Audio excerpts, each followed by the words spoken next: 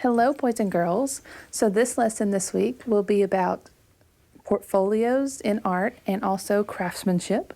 So the first thing we're going to talk about is developing our craft. So it says, I can learn to use tools and materials and the practices of an art form.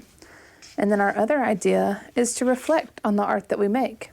I can learn to talk about the process of working and honestly assess my work and process. So one thing to talk about and to remember when doing your portfolio is to always put your name and date on your artwork. And then you put your artwork in your portfolio to keep it nice and safe. Next thing to remember when learning about your portfolio is that we save our art so that you can see what you learn. And another good tip is you can always look back and see how you're progressing throughout the year with your art by keeping it safe in a folder.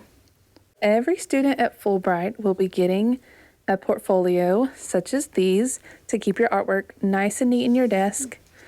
And every time you finish an artwork, or you can always just put it in there and come back and finish it later. You'll stick it in this folder.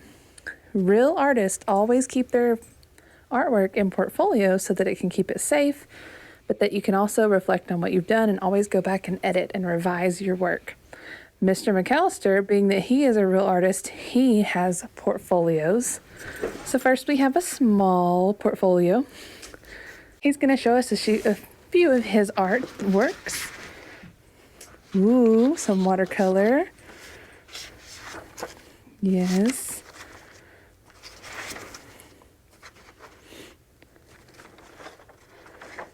Miss Sorrells was only 4 years old when he made this. Can you believe that? So y'all weren't even born yet. The portfolio keeps everything nice and safe because some of these are so old. They're over 20 years old and they look brand new still because he's kept them in this portfolio for all these years. Some of these are finished works, but some of these are also practice stuff.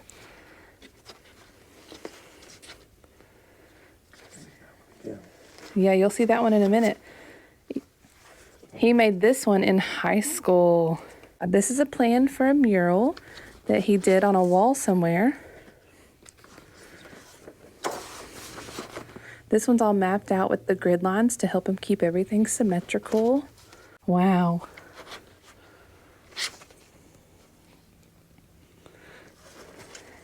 And that's Mr. McAllister's small portfolio. Can you believe that's his small one?